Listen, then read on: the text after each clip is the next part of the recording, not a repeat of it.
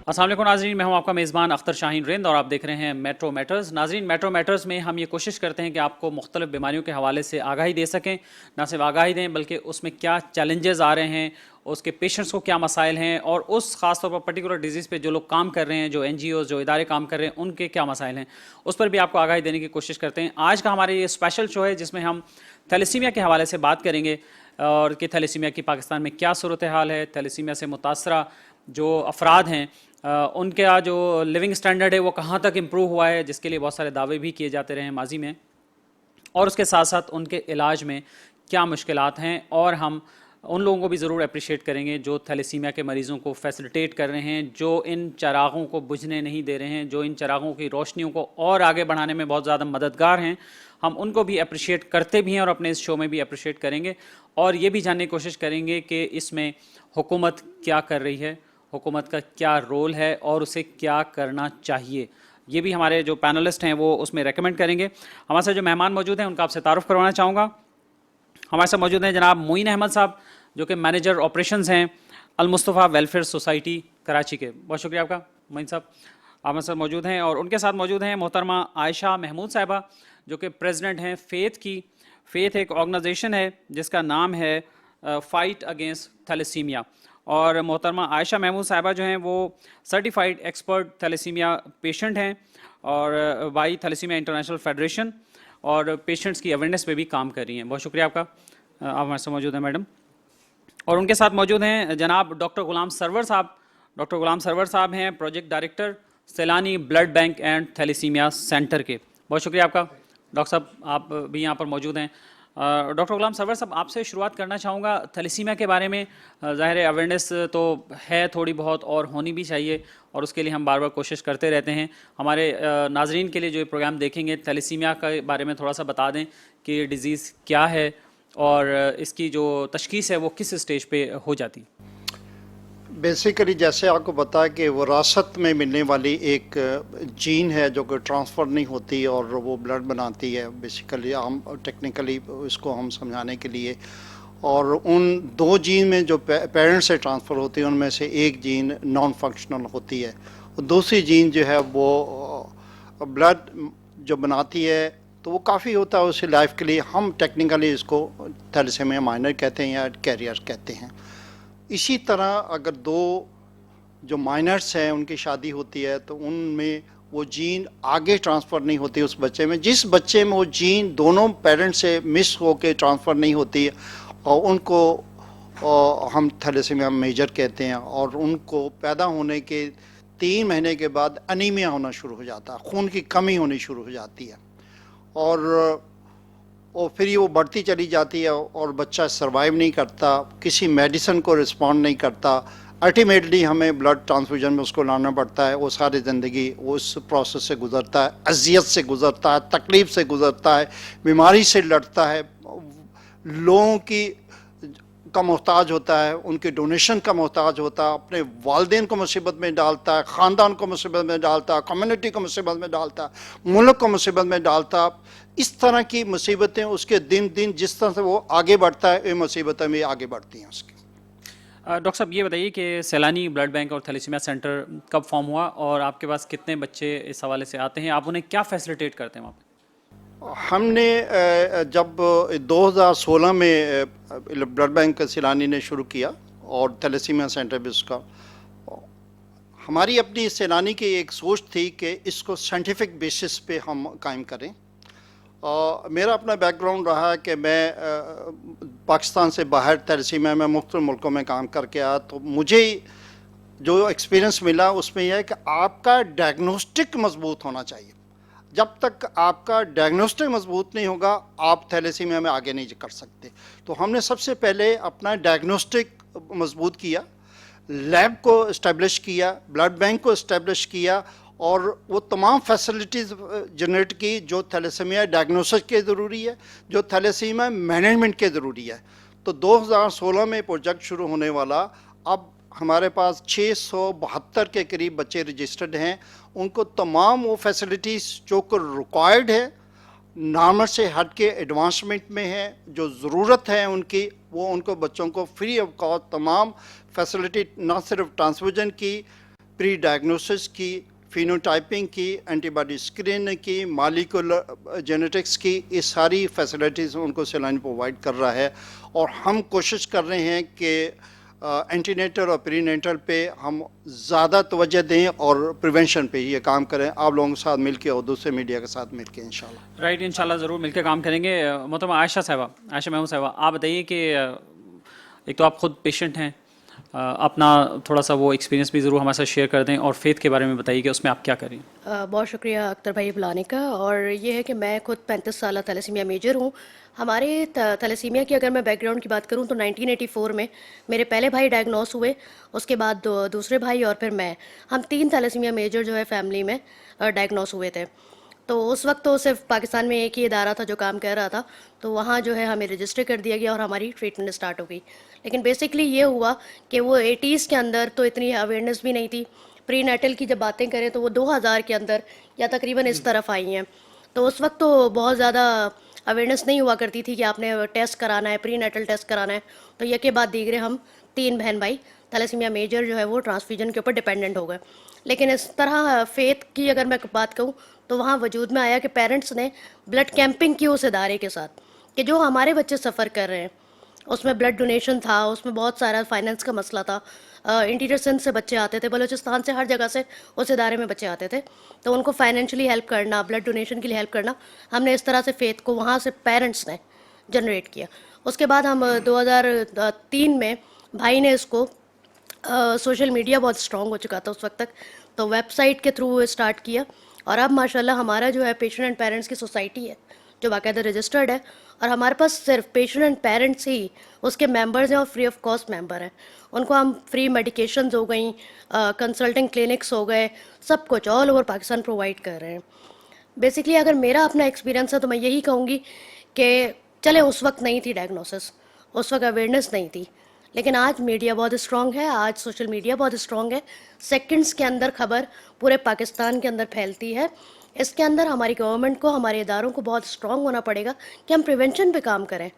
एक एक ख़ानदान के अंदर 4-4 बच्चे, उसके बाद न्यू डायग्नोसिस, पढ़े लिखे लोगों के घरों में अगर थैलेसीमिया मेजर्स की बर्थ हो रही है और वो कहते हैं कि अल्लाह की मर्ज़ी थी, तो मैं कहती हूँ कि ये हमारी कहीं ना कहीं कोताही है कि हमें अवेयरनेस के ऊपर काम करना बहुत ज़्यादा ज़रूरी है। कि अब ये स्ट्रगल बहुत मुश्किल है। ब्लड डोनेशन से स्टार्ट होती है, ब्लड ट्रांसफ्यूजन हो गया हमारा, उसके बाद यहाँ ख़त्म नहीं हुई हमारी स्ट्रगल। ब्लड ट्रांसफ्यूजन होने के बाद हम उसमें क्या क्या ले रहे हैं, हेपेटाइटिस भी ले सकते हैं, हम HIV भी ले सकते हैं, हम बहुत ज़्यादा दूसरी बीमारियाँ भी ले सकते हैं। इसके साथ हम आयरन को ओवरलोड कर रहे हैं। अब आयरन ओवरलोड हमने कर लिया है, उसके बाद उसकी दवाइयाँ जो कि बहुत ज़्यादा महंगी हैं, हम उसको कैसे अफोर्ड करेंगे। फिर थैलेसीमिया जब होता है तो वो बहुत सारी बीमारियों का मजमुआ है, उसके लिए हमें एंडोक्राइन का डॉक्टर भी चाहिए, हमें ग्रोथ का डॉक्टर, हमें कार्डियक डॉक्टर, हमें बहुत सारे डॉक्टर्स चाहिए होते हैं। क्या वो फैसिलिटीज़ हमारे पास हैं? एक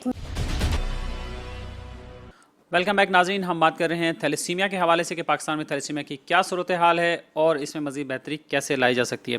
तो आयशा महमूद साहबा, आप बात कर रही थी इलाज के हवाले से, ये आपने इसे बात की कि ट्रांसफ्यूजन से रिलेटेड किसी सरकारी अस्पताल में थैलेसीमिया का कोई सेंटर है, कोई वार्ड है?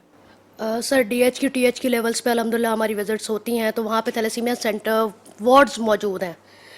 मेरी खुद की पर्सनली विजिट कौन से डिस्ट्रिक्ट में? ठट्टा मैं जाती हूँ तो वहाँ पे भी है, और इसके अलावा जो है हम हैदराबाद वगैरह में भी गए हैं, वहाँ पे भी है।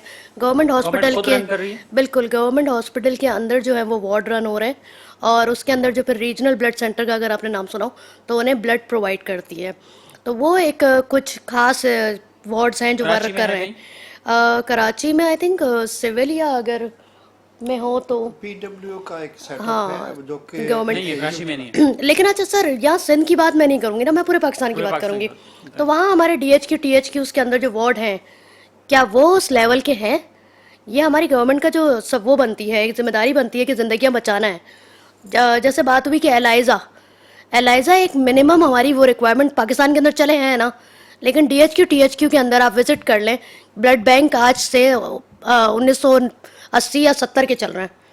आप विजिट करें जाके, आप वहाँ जाके विजिट करें ना, वहाँ आपको फ्रिज मिलेगा ना, आपको वो 3 कंपोनेंट बनाने वाली मशीन मिलेगी, और ना आपको एलाइजा की मशीन मिलेगी। ट्रांसफ्यूजन कैसे करते हैं? ट्रांसफ्यूजन कैसे करते हैं सर? ब्लड आप मैं गई हूँ, मुझे डोनर की ज़रूरत पहले बोल दी जाएगी। अब मैं डोनर एक ले गई हूँ, साथ में उसे ब्लीड करवाया जाएगा और कहा जाएगा आप कल आ जाइएगा।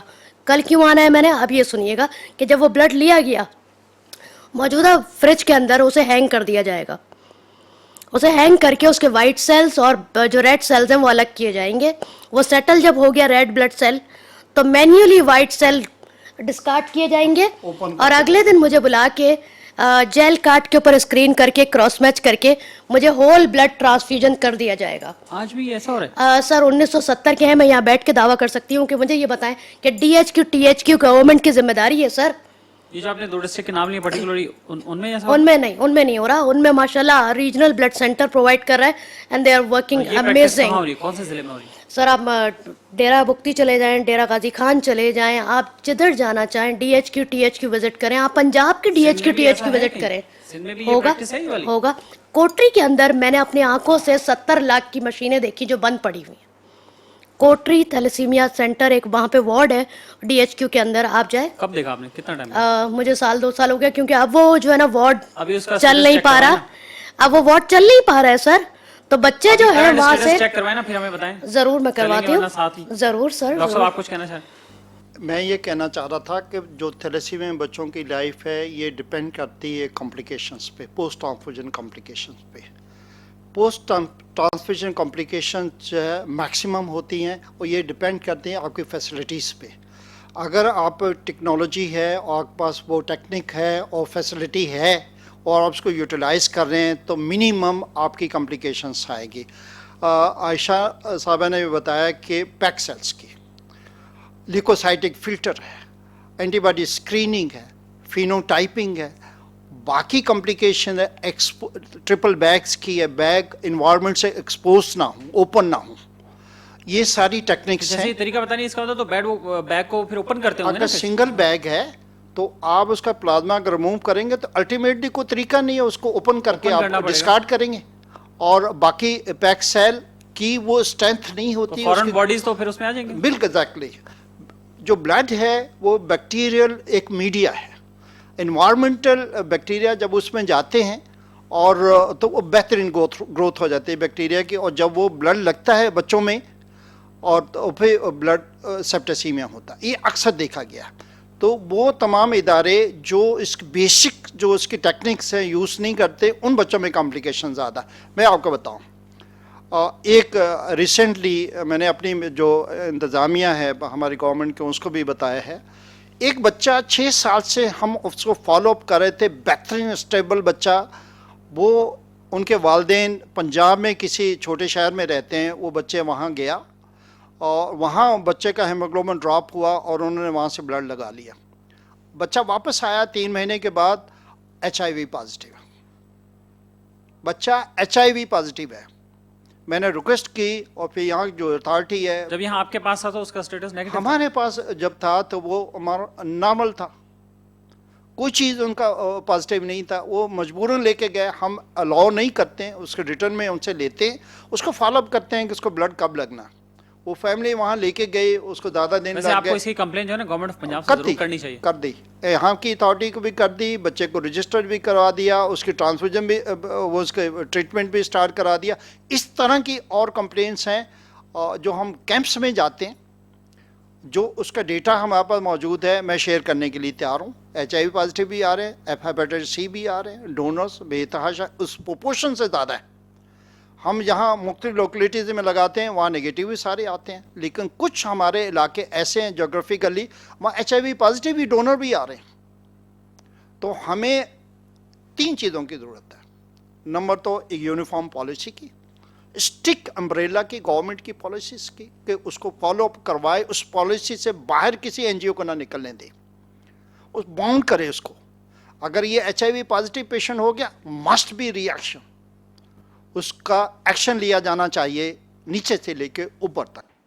तो किसी अगर NGO के खिलाफ एक्शन हो भी गया तो वो तो सब रोना धोना मच जाएगा, मातम हो जाएगा वहाँ तो, कि हम तो खिदमत खल्क कर रहे हैं और हम तो मरीजों के लिए पता नहीं क्या क्या कर रहे हैं। सर वो ब्लड बैंक रिस्पॉन्सिबल है जहाँ से वो ब्लड गया, मैं रिस्पॉन्सिबल है अपने ब्लड बैंक का। अगर कोई ऐसा वाक़या, मैं रिस्पॉन्सिबिलिटी लेता हूँ। आप अगर ऐसा कोई हो, मैं लेता हूँ रिस्पॉन्स, सिलानी लेने के लिए तैयार है। इसी तरह वो रजिस्टर्ड ब्लड बैंक होगा, चाहे वो छोटा होगा या बड़ा होगा, रजिस्टर्ड है, गवर्नमेंट के अंडर में है, काम करता है। कैसे हो गया? उसका बैग नंबर मौजूद है, उसकी सारी चीज़ें मौजूद है, तफसील पे पेशन मौजूद है, सारी चीज़ें, वाई नॉट? राइट। मोइन साहब आपकी तरफ आऊँगा। अमूमन आमतौर पर हम लोग मीडिया में तो बस सिर्फ एक हम यही बात ही ज़्यादातर सुनते हैं कि बस थैलेसीमिया के बच्चों के लिए खून चाहिए, खून नहीं है, बस डोनेशन दें और चीज़ें। लेकिन क्या सिर्फ खून ही एक बड़ा मसला है थैलेसीमिया के बच्चों के लिए? नहीं, देखिए, खून ही मसला है ये नहीं है, लेकिन खून एक बड़ा मसला है। आप कोई भी प्रोडक्ट, कोई भी मेडिसिन, कोई भी इंजेक्शन जो बच्चों को लगाए जाते हैं वो मार्केट में अवेलेबल होते हैं, लेकिन खून अवेलेबल नहीं होता। आप किसी जो ना दुकान से, किसी स्टोर से, कहीं से भी खून नहीं ला सकते। उस खून के लिए आपको ह्यूमन ही चाहिए। कोई आएगा और खून देगा तो उनकी ज़िंदगियां चलेंगी। अच्छा, मैं आपको बताऊं कि खून के ऊपर चूँकि गवर्नमेंट, जैसे डॉक्टर साहब ने फरमाया ना कि हमारे ऊपर कोई अम्ब्रेला नहीं है, कोई चेक एंड बैलेंस नहीं है थैलेसीमिया के ऊपर स्पेशली। अगर इसके लिए कोई ऐसा प्लेटफॉर्म बन जाए और वो उसको अगर चेक एंड बैलेंस रखे तो मैं समझता हूँ बहुत बेहतरी आएगी। अच्छा, कुछ सजेशन मेरे जहन में थी कि आपको पता है कि इस वक्त यूनिवर्सिटीज़ में और कॉलेजेस में मैंडेटरी है कि स्टूडेंट सोशल इंटर्नशिप करेगा 6 हफ्ते की किसी भी एनजीओ में जाके। वो इसलिए कि हमारे मुल्क का जो सिस्टम ही सोशल जो ना बेस्ड है, तो उसके अंदर जब आप बच्चे को, अच्छा वो बच्चा 18 साल से ऊपर होता है जो यूनिवर्सिटी कॉलेज में आ रहा है, हाँ जी। तो उस बच्चे को मैंडेटरी कर दें। ये चीफ मिनिस्टर साहब के हाथ में है कि अगर उन्होंने सोशल इंटर्नशिप बच्चे की लाजमी की है तो वो ब्लड भी लाजमी कर दे कि वो बच्चा ब्लड देगा। हज़ारों बच्चे यूनिवर्सिटीज़ कॉलेजेस में पढ़ते हैं। अब आप सोच लें कि जो ना कराची की बात करूं तो कितने मतलब जो थैलेसीमिया सेंटर्स हैं, कितने होंगे ये टोटल बच्चे? तो ब्लड डोनर्स में अभी नौजवानों की तादाद इतनी नहीं है सर, जगह जगह यूनिवर्सिटीज़ में जाके रिक्वेस्ट करनी पड़ती है। कहीं परमिशन मिलती है, कहीं नहीं मिलती है। या तो यूनिवर्सिटीज़ को पाबंद करें कि वो मुख्तलिफ एनजीओज़ के साथ जो ना एसोसिएट हों और उसको उसके ऊपर जो ना इम्प्लीमेंट हो। और एक ज़रिया नहीं है, ये मल्टीपल तरीके हैं। देखिए, ड्राइविंग लाइसेंस बनाने जाते हैं, वहाँ आप चेक एंड बैलेंस बना दें। 18 साल का बच्चा होता है तो वो जाके नादरा में जाके रजिस्टर्ड होता है जो उस पर जो शनाख्ती कार्ड पे, तो वहाँ पाबंदी कर दें। मतलब गवर्नमेंट चाहे तो कुछ भी कर सकती है, लेकिन तवज्जो नहीं है इस पर। बस थैलेसीमिया की तरफ फिलहाल तवज्जो नहीं आई है। तो ये बताइए कि जो आरबीसीज बने हैं सिंध में, वो उनका क्या रोल है? वो ब्लड की प्रोविजन में आप लोगों को हेल्प आउट करते हैं या आप उनसे रिक्वेस्ट करते हैं कभी? नहीं, डायरेक्ट तो ज़ाहिर है हमारा कभी उनके साथ ऐसा जो एसबीटीए के through, Sindh blood transfusion authority के through? Sindh blood transfusion authority तो सिर्फ थैलेसीमिया के बच्चों की जो ना लिस्टें लेती रहती हैं, डेटा लेती रहती हैं, या फिर ब्लड के अंदर ब्लड बैंक के हवाले से विजिट्स होते हैं, तो उस पर उनकी कुछ चेक एंड बैलेंस है अच्छा, जो वो देखते भी हैं, विजिट भी करती हैं और उसको कंट्रोल सिस्टम भी करते हैं। लेकिन इस हवाले से उन्होंने भी कभी आपसे नहीं पूछा कि ब्लड आपको कैसे आप अरेंजमेंट करते हैं? कभी कोई शॉर्टेज हो गई, कोई, उन्होंने भी आपसे कभी नहीं पूछा कि कभी आपको ब्लड की ज़रूरत हो तो हमें बताएं? नहीं, ये नहीं कहा कि ब्लड की ज़रूरत हो तो बताएं। पूछा ज़रूर है कि ब्लड कहाँ से अरेंज होते हैं, क्या तरीक़ेकार है, वो सारी लिस्टें जाती हैं उन्हें। और आपने भी कभी नहीं कहा? जी जी। मिस आयशा, आपका क्या एक्सपीरियंस रहा है आरबीसीज के हवाले से ख़ास तौर पे और ब्लड के प्रोविज़न के हवाले से? सर, आरबीसीज़ के हवाले से मैं आपको कहूँ कि आरबीसीज़ की एक बाउंड्री है। आरबीसीज़ का ये होता है कि वो जिन हॉस्पिटल्स के साथ उनके मुआहदे हुए हुए हैं वो वहाँ ब्लड प्रोवाइड करती है, जो कि बीइंग अ पेशेंट मैं कहूँगी गलत है, क्योंकि उन्हें ऑन बोर्ड सारे थैलेसीमिया सेंटर्स जो उनके रीजन के अंदर फॉल कर रहे हैं उन्हें ज़रूर ऑन बोर्ड लेना चाहिए। देखिए, आरबीसीज़ के पास अगर एक्स्ट्रा ब्लड है तो उसे चाहिए कि वो अपने ऑन बोर्ड आए हुए थैलेसीमिया सेंटर्स में उसको शेयर कर लें, क्योंकि थैलेसीमिया सेंटर्स की, अब जैसे सर ने बताया कि यूनिवर्सिटीज़ से परमिशन मिलती है नहीं मिलती है। अब मैं आपको अपना पर्सनल एक्सपीरियंस बताऊं तो हम ब्लड कैंपिंग करते रहे हैं, वहाँ से हमें क्या जवाब आते हैं, वो कहते हैं जी हमारे पास इतने थैलेसीमिया सेंटर अप्रोच करते हैं, हमें समझ नहीं आता हम किसको परमिशन दें और किसको ना दें। यूनिवर्सिटीज़ परेशान हो जाती हैं कि हम किस इदारे को ओके करें, किस इदारे को ओके ना करें। तो यहाँ पे एक यूनिफॉर्म बॉडी होना बहुत ज़्यादा ज़रूरी है। वो शायद रीजनल ब्लड सेंटर ही क्यों ना हो, कि रीजनल ब्लड सेंटर कलेक्ट कर ले सारा ब्लड और बाद में डिस्ट्रीब्यूट कर ले, शेयर कर ले। बीइंग अ थैलेसीमिया पेशेंट मैं आपको बताऊं, मैं पिछले 3 साल से, ताकि सबको अलग अलग ना अटेम्प्ट करना पड़े कि हर आदमी जा रहा ना है। करना पड़े, मैं कहती हूँ एक अम्ब्रेला के तहत आ जाए, यूनिवर्सिटीज़ भी परेशान नहीं होंगी, वो रीजनल ब्लड सेंटर को डोनेट करेंगी और regional blood centres as per requirement thalassaemia centres में डिस्ट्रीब्यूट कर देगा। डोनर्स के लिए भी आसानी हो जाएगी, बहुत आसानी है जाए बस वहां पे जाकर ब्लड, डोनेट करें। और सर वो बहुत स्टैंडर्ड के प्रोटोकॉल्स के तहत भी रहते हैं कि कहाँ देना है blood, कहाँ कहाँ देना जाके दें, क्या है, करें। बिल्कुल। और सर वो रीजनल ब्लड सेंटर्स के एक प्रोटोकॉल हैं जो वो WHO के फॉलो कर रहे हैं। आप जाएं, आपका दिल खुश हो जाएगा। एक डोनर्स को जो इज्जत मिलनी चाहिए, जो स्क्रीनिंग होनी चाहिए, वो सब कुछ है वहाँ पर। तो मैं कहती हूँ कि आम इंसान को शायद वो ज़्यादा फीसिबल रहेगा। बीइंग अ पेशेंट, डोनर्स की अगर मैं बात करूँ, हमारे पूरे मुल्क के अंदर वॉलंटरली ब्लड डोनेशन बहुत ज़्यादा कम है। मुझे अगर साल में, अगर मुझे महीने में दो ब्लड चाहिए तो मुझे साल के हो गए 24 बैग्स चाहिए, और 24 बैग्स के लिए मेरे पास 24 डोनर हर वक्त खड़े नहीं होते। अब इसी तरह से थारे थैलेसीमिया अगर रिश्तेदार सेंटर्स भी 24 होंगे तो जब तक साल भर में वो भी आदमी से हो जाएंगे, ऐसा अगली ही दफा है। कॉल भी नहीं उठाएंगे। रिश्तेदार तो सर पहले ही आपको मानने से इनकार कर देते हैं, जानने से इनकार कर देते हैं। जिनके यहाँ बीमारी वाला बच्चा आ जाए वो कहते हैं जी अभी फ़ोन नहीं उठाना वरना ब्लड मांगेगा। ये पर्सनल एक्सपीरियंसेस है हमारे, कि हमारी जो अपनी रिक्वेस्ट होती हैं वो रिश्तेदार जब पूरी हो जाती है तो पूछते हैं सुना था तुम्हें ब्लड की ज़रूरत थी, वो पूरी हो चुकी होती है किसी के तहत। बहुत सारे फरिश्ता सिफत लोग हैं जो हमें डोनेट कर रहे हैं और जिनकी वजह से हम चल रहे हैं। आज तक मुझे शायद 700 प्लस ब्लड बॉटल्स लग चुकी होंगी ज़िंदगी में, लेकिन पिछले 3 साल से मैं खुद भी स्ट्रगल कर रही हूँ कि मुझसे प्राइवेट इदारा डोनर मांग रहा है, जबकि एक बहुत बड़ी अमाउंट भी लेता है वो मुझसे हर महीने ब्लड ट्रांसफ्यूजन्स की, लेकिन वो मुझसे डोनर मांग रहा है और मैं हर दफ़ा अपने लिए सोशल मीडिया पे अपील कर रही होती हूँ। हम इस पे वापस आके बात करते हैं नाज़रीन। वक्त हो एक ब्रेक का और ब्रेक के बाद वापस आते हैं। वेलकम बैक नाज़रीन। हम बात कर रहे हैं थैलेसीमिया के हवाले से और उसके चैलेंजेस पे गुफ्तगू हो रही है। मोहतरमा आयशा साहबा, आप गुफ्तगू कर रही थी, तो आपके ख्याल में इसका सलूशन क्या है? सर जहाँ तक मैं सोल्यूशन समझती हूँ और जानती हूँ, वो ये है कि गवर्नमेंट को ब्लड डोनेशन के ऊपर काम करते हुए क्या आपने कभी देखा? कभी SBTA के इदारे को ब्लड डोनेशन पे काम करते हुए आपने देखा? ये इदारे ही कर रहे हैं ना, ये कैंपिंग करते हैं, या फिर हम जैसे जो इंडिविजुअल बेसिस पे काम कर रहे हैं, हम ब्लड की अपीलें करते हैं। लेकिन क्या गवर्नमेंट ने आज तक कोई ऐसी इफ़ेक्टिव कैंपेन चलाई? मैं आपको कोविड का बताऊं, कोविड में स्ट्रिक्ट लॉकडाउन हुआ, तो आप मुझे बताएं कि हम पेशेंट्स को तो जाना है हॉस्पिटल, हमारी तो सर्वाइवल है, लेकिन एक आम बंदा डर गया कि मैं हॉस्पिटल जाऊंगा मुझे कोरोना हो जाएगा, और उसका स्ट्रिक्ट लॉकडाउन की वजह से वो निकल भी नहीं सकता था। उस टाइम पे हमने अपने पेशेंट्स के साथ कैंपेन उठाई कि प्लीज़ हमारी मदद करें, हमें 15 दिन में ब्लड चाहिए। कैंप्स जो थे वो सारे कैंसिल हो गए, यूनिवर्सिटी सारी बंद हो गई, हमें ब्लड कहाँ से मिलेगा? हमें तो बाकायदा ब्लड बैंक ने बोल दिया हमारे पास ब्लड नहीं है, हम कहाँ से सरवाइव करेंगे? वो कैंपेन इतनी वायरल हुई, तब जाके थोड़े से कितना थोड़ा होश आया, तो गवर्नर साहब इस्माइल साहब, इमरान इस्माइल साहब ने उस वक्त उठाया। हमारे जो दावत इस्लामी वाले हैं, उस टाइम पे वो कैंपेन बहुत बड़ा रोल है। वो कैंपेन इस तरह से उठी कि बच्चे परेशान हैं, वो कहाँ जाएंगे? अब मुझे बताएं, ये काम हमारा था, ये काम गवर्नमेंट का नहीं था कि इतने सारे जो बच्चे मुल्क के अंदर एग्जिस्ट कर रहे हैं उनका सर्वाइवल क्या होगा? आपने इसके लिए गवर्नमेंट को अप्रोच किया? वैसे सर हमने बहुत जगहों पे अप्रोच किया है, हमने बहुत जगहों पे लेटर्स भी लिखे हैं कि प्लीज़ इसके ऊपर effective campaign. Sir 3 second, 5 second, 10 second का एक अवेयरनेस मैसेज चला दे मीडिया चैनल्स पे, नेशनल टीवी से शुरू करें। क्या जवाब है? कुछ नहीं, कोई जवाब नहीं आता, कोई जवाब नहीं आता। SBT मैंने अच्छा, यहाँ तक कि कोविड के दरमियान में आपकी रिंगटोन चेंज हुई, कॉलर टून, हमने कहा एक कॉलर टून पे चला दें कि थैलेसीमिया अवेयरनेस भी हो सकती है और ब्लड डोनेशन भी हो सकता है।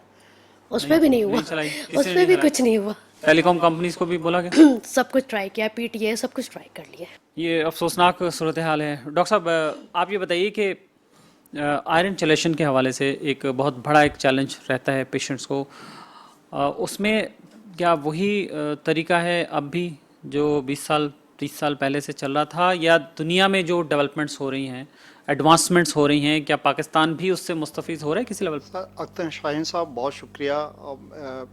आयशा साहबा जो बात कर रही थी अवेयरनेस की, 2 चीज़ें कंट्रोल नहीं हो सकती उसके बगैर।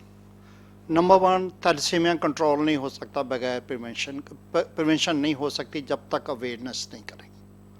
ब्लड डोनेशन नहीं हो सकती जब तक पॉलिसी नहीं बनेगी और उस पर अवेयरनेस नहीं होगी, नहीं हो सकती। दोनों काम नहीं हो सकते, ना थैलेसीमिया प्रिवेंट हो सकता है, ना ब्लड डोनेशन जो है वो रेस हो सकती है। दोनों के लिए अवेयरनेस की ज़रूरत है, पहली बात तो ये है। बाकी आप ट्रांसफ्यूजन की बात कर रहे हैं, चिलेशन की बात कर रहे हैं, चिलेशन रिक्वायर्ड है कंपल्सरी, लेकिन अगर आप टेक्नोलॉजी, वही बात करूँगा, टेक्नोलॉजी का आप यूज़ करेंगे, मिनिमम ट्रांसफ्यूजन करेंगे, एक ख़ास लेवल पे अपने हीमोग्लोबिन को स्टेबल करेंगे, पेशेंट की बाकी कॉम्प्लिकेशंस को आप रिमूव करेंगे, तो जिससे मिनिमम ब्लड लगे, तो चिलेशन की मिनिमम ज़रूरत पड़ेगी। चिलेशन जो मेडिसिन है, मैक्सिमम यूज़ से बाकी कॉम्प्लिकेशंस होती हैं, बोन डिफॉर्मेशंस होती हैं, बाकी कॉम्प्लिकेशंस ज़्यादा जो 80% कॉम्प्लिकेशंस जो हैं वो चिलेशन से हो रही हैं, उसकी बोन डिफॉर्म हो रही हैं, बाकी कॉम्प्लिकेशन आप देखते हैं, उसको यूनिफॉर्म तरीके से फिर उनको भी फेस करना है। तो अगर हम मिनिमम ट्रांसफ्यूजन पे जाएं एक टेक्नोलॉजी का यूज़ करते हुए, तो ये भी चिलेशन भी कम यूज़ होंगे। सबसे महंगा प्रोसेस है चिलेशन का, मेडिसिन इंतहाई एक्सपेंसिव है। और कितने की है मेडिसिन एक बच्चे के लिए? कितना अगर एक टैबलेट की बात करूं, 1 से 4 टैबलेट्स लोग लेते हैं depending on the ferritin level. अगर आपकी फेरेटिन लेवल बहुत ज़्यादा है तो सिंगल चिलेशन मेडिसिन भी है, डबल भी है, ट्रिपल भी है, तीनों का भी इस्तेमाल होता है। एक को भी हम 1 टैबलेट से लेके 4 टैबलेट तक जो है वो देते हैं। एक टैबलेट की कीमत एवरेज 7000 है, 7000 30 गोलियों की, जो कि महीने में कम से कम आपको एक अगर लेते हैं तो 7000 आप उसको लगा लें सिंगल की, 7000 ये हो गए, बाकी अखराजात आप 2 लाख से ज़्यादा हो गए तो 2,10,000। अगर 2 टैबलेट हैं डबल हो गए, 3 टैबलेट एवरेजली अगर मेंटेन है, आपके हीमोग्लोबिन बिल्कुल मेंटेन है, ट्रांसफ्यूजन वक्त पे मिल रही है, तो आपको कम से कम 2 टैबलेट लेनी पड़ती। और डिपेंड करता है ये भी एज पे, वेट पे, और उसका डोज जो है वेरी करता है। तो एवरेजली 2 टैबलेट हम, अगर एडल्ट है बच्चा जो है, तो उसको देने आप 14-15 हज़ार की, तो आपको ये चिलेशन सिर्फ सिंगल, अगर डबल पे जाएंगे तो डबल प्राइस हो जाएगी। तो ये एवरेज ही हमने देखा है कि अगर बच्चे वेल मेंटेन अगर रखना, बहुत अच्छा रखना है, तो चिलेशन कंटिन्यू करने के लिए 20,000 का आपको बजट चाहिए। तो यहाँ तो ये सूरत हाल है कि जहाँ टोटल तनख्वाह ही 30,000 हो, किराए का घर हो, 4 लोगों की फैमिली हो, तो इसका मतलब वो अपने बच्चे को वो तो नहीं दिला सकते? हम ये करने के लिए सिलानी तैयार है, हम मैक्सिमम बच्चों को देने के लिए दे भी रहे हैं, देने के लिए तैयार है। हमें जो प्रॉब्लम रजिस्टर्ड नहीं है आप उनको भी दे रहे हैं? हम दे रहे हैं, उनको भी दे रहे हैं। हमें जो प्रॉब्लम आ रहा है वो ब्लड ट्रांसफ्यूजन का आ रहा है, ब्लड की शॉर्टेज का आ रहा है। अगर इदारे हमें हेल्प कर दें तो हम मैक्सिमम बच्चों को जो है ये चीज़ कर सकते हैं। हम पूरी उसकी फैसिलिटीज़ उनके लिए ओपन करते हैं, ना सिर्फ ब्लड ट्रांसफ्यूजन की, चिलेशन की, बाकी भी जो इसकी डायग्नोस्टिक चीज़ें हैं।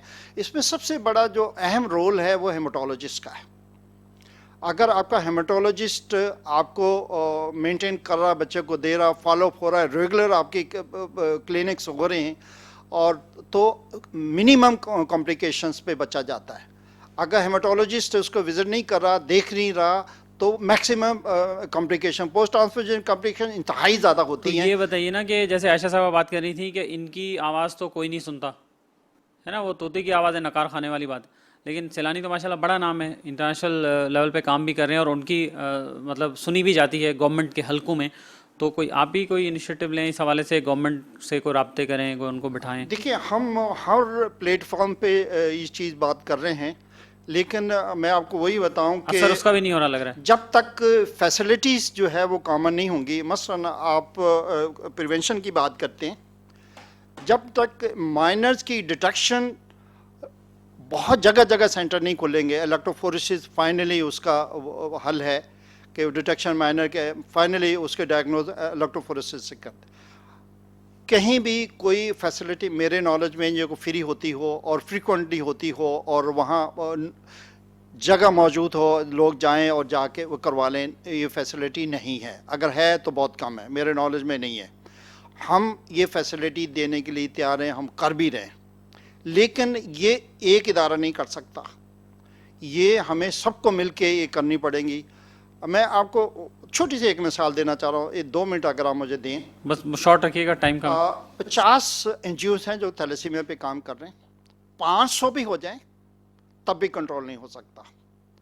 एक गवर्नमेंट की पॉलिसी चंद सालों में ये थैलेसीमिया को नीचे ले आएगी। स्टेट के रोल के बगैर ना एनजीओ का कोई रोल है, ना सोसाइटी का कोई रोल है, ना रोल है पार्शल। मेजर रोल स्टेट का है। अगर स्टेट तो अपना स्टेट ने रोल कानून तो पास कर दिया ना, बस हर शादी के निकाहनामे में वो एक खाना डाल दिया है, बस और क्या चाहिए आपको? उसका क्या कानून है, हो सकता है कहीं फायदा हो, हमें कोई नजर नहीं। ये अपोजिट डायरेक्शन में हुआ है। वो फैमिली हमारी जो कल्चर वैल्यू है वो एक्सेप्ट ही नहीं करती। मिस आयशा साहबा, ये बताइए कि थैलेसीमिया के जो पेशेंट्स हैं उनकी आजकल क्या सूरत हाल है? क्या आज भी वो 4 HP पे, 5 HP पे, 6 HP पे ज़िंदगी गुजार रहे हैं और उनकी कुछ सेहत बेहतर है? जैसे आप तो माशाल्लाह देखने में बेहतर लग रही हैं, लेकिन बहुत सारे बच्चों के बारे में ये सुना है कि उनके मतलब उनकी स्किन ख़राब हो रही है, उनके जो डिफरेंट पार्ट्स हैं बॉडी के वो डैमेज हो रहे हैं, चीज़ें हो रही हैं। क्या ऐसा अभी भी हो रहा है? सर, आप इंटरनेशनली गाइडलाइन उठाएं, थैलेसीमिया की गाइडलाइन क्या है?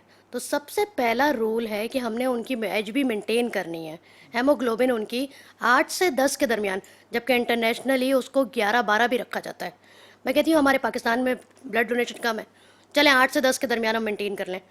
लेकिन आप उठा के देखें हमारे बच्चों को, कोई 7 पर है, कोई 5 पर है, कोई 6 पर है। हम अंडर ट्रांसफ्यूज बच्चे लेके चल रहे हैं। अंडर ट्रांसफ्यूज बच्चे कॉम्प्लिकेशंस प्रोवाइड होते हैं उसके अंदर, उनका आयरन भी बढ़ेगा, उनके दिल का मसला भी होगा, उनके जिगर का मसला भी होगा। रीज़न वही कि लोग खून हत्या नहीं कर रहे। लोग खून हत्या नहीं कर रहे और फिर इदारे उनको टाइम पे ब्लड ट्रांसफ्यूज नहीं कर पाते, तो उनका HB मेंटेन नहीं हो रहा। तो इसलिए अभी भी, अब पहले अगर मैं सुनती थी ना कि हमारे माँ बाप को भी कहा गया था ये बच्चे 12 साल तक जिएंगे और इंतकाल कर जाएंगे। आज शुक्र है वो फिगर थोड़ा 20 साल तक आ गया है। उसमें थैलेसीमिया के इदारों का एक बड़ा रोल है। बहुत बड़ा रोल है। मैं कहती हूँ कि Donors का भी गवर्नमेंट ने अपनी जिम्मेदारियां देखें, गवर्नमेंट ने अपनी जिम्मेदारियां इदारों पर डाल के थोड़ी खामोशी इख्तियार की हुई है। सबसे पहले मैं आपको ये बताऊं, मुझे बताएं आज मर्दमशुमारी पे बहुत शोर उठता है ना, क्या हमें ये मालूम है कि हमारे पाकिस्तान में थैलेसीमिया के मरीज कितने हैं? जब तक हमें यही नहीं मालूम होगा हम उसके लिए कोई प्लानिंग कैसे करेंगे? हम उसके लिए कोई असरअंदाज हमारे पास किसी भी चीज कहीं पे नहीं है सर। आप अंदाजों से चलते हैं, नेशनल अंदाजे। अंदाजे से चल रहे हैं। 1 लाख हमारा बच्चा है, 5,000 हर साल हमारा इजाफा होता है। मजीद क्या हुआ? वो 1 लाख वहीं खड़ा 10-15 हुआ साल है। पहले भी यही सुनते थे। 10-15 साल भी पहले हम यही सुनते थे। कहीं पे बच्चों की रजिस्ट्री नहीं है और बच्चा एक जगह नहीं 3-4 जगहों पे जहाँ जहाँ उसे सहूलत मिलती है वो अपनी रजिस्ट्री करवा लेता है इदारों के अंदर। मल्टीपल डुप्लीकेशन चल रही है। गवर्नमेंट क्या कर रही है? गवर्नमेंट स्टेट्स क्यों नहीं ला रही? बहुत आसान है। सर ने कहा 50 सेंटर हैं, 50 सेंटर अपना डाटा शेयर कर ले, कुछ तो फिगर आ जाएगी सामने। क्या कहते हैं मेरे इस पे? जी बिल्कुल, ये जो ना बात बिल्कुल सही है, लेकिन इसके लिए देखें कोई ना कोई इदारा हो ना जो ये काम करे।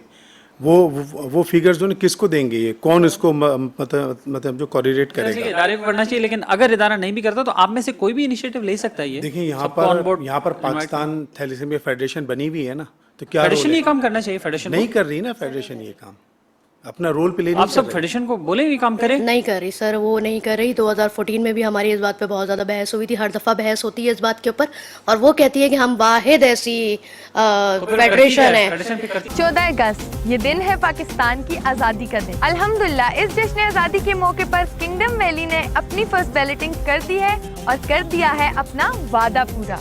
पाकिस्तान की तरक्की के इस सफर में किंगडम वैली है तामीर से तकमील तक आपके साथ। पाकिस्तान जिंदाबाद। नामा जो हर इंसान को निकाह के बाद चाहिए होता है वो यूनियन काउंसिल से मिलता है। वहाँ पर पाबंदी लगा देंगे जब तक ये टेस्ट की रिपोर्ट जमा नहीं होगी वो नहीं देंगे।